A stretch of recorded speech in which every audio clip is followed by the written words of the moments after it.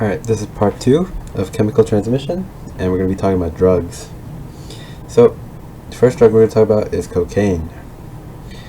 So, yada yada yada, we have all the neurotransmitters in the synaptic cleft. Is the presynaptic neuron, is the postsynaptic neuron. And so, here's the receptor. So what's going on is, what cocaine does is,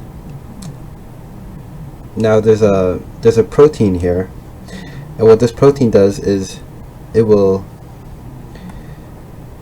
put back the little neurotransmitters here that we'll call dopamine. It'll put back the dopamine into the vesicles, right? And so it's called a dopamine reuptake protein. And so what cocaine does, cocaine blocks this protein, making it so that there's only dopamine, there's dopamine in the synaptic cleft, and it will never leave.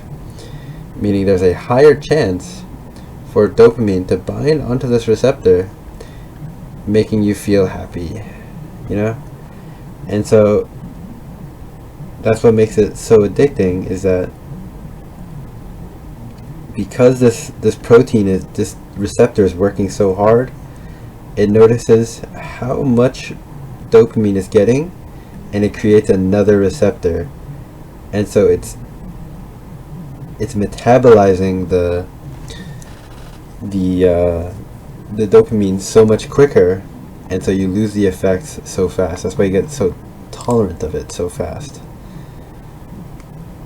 Alright, so that's cocaine.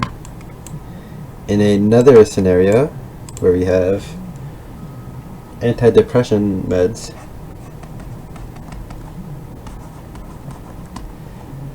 or known as SSRIs,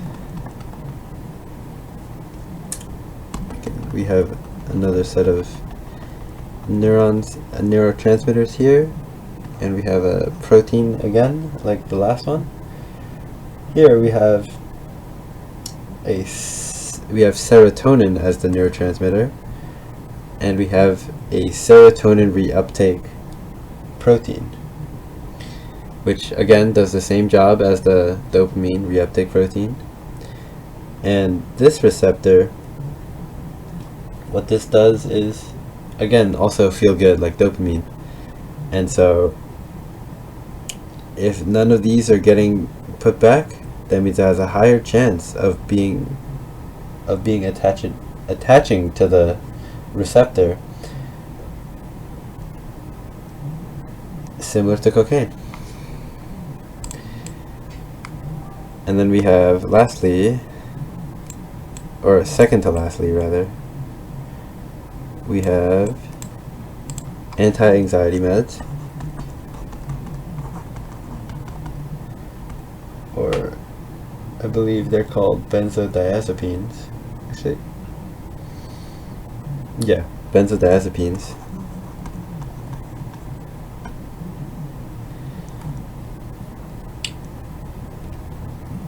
We have here an ionotropic kind of response.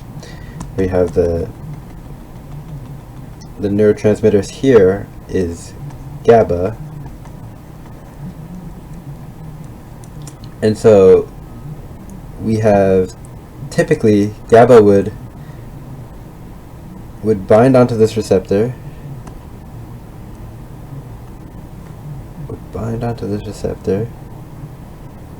which would open it, allowing chlorine in. What chlorine does is it tells this postsynaptic neuron to chill out.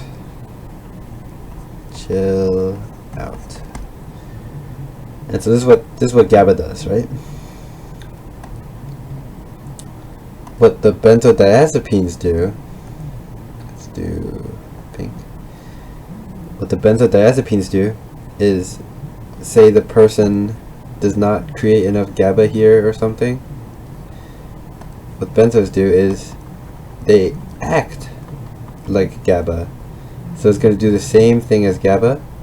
It's called a GABA agonist, where it does the same job as GABA, and it will let chlorine in and tell you to chill out. So it's the same thing as GABA. And lastly, we have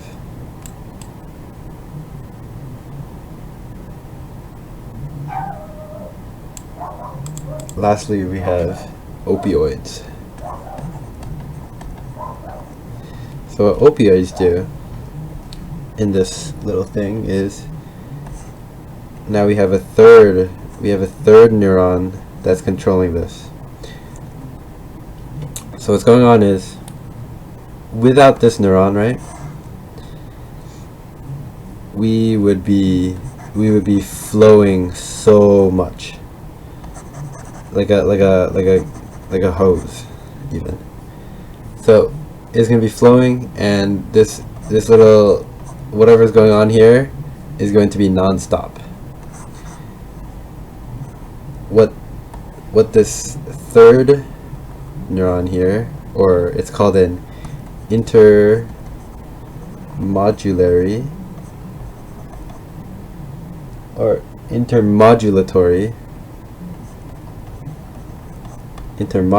neuron. What this does, it sends a signal and tells it to chill. So like, it's gonna release, but not as much. Notice how I was chaotic before, where I sent. Before, without this neuron, it was like this. So it was crazy. But now, with this neuron, it's chill, and it's sending less. What opioids does is,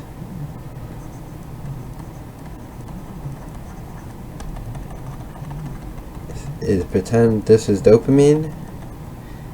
What it's releasing is dopamine. What opioids does is it closes it, and so now the floodgates are open, allowing all the dopamine to flow, making you super feel good and happy, and that is bad.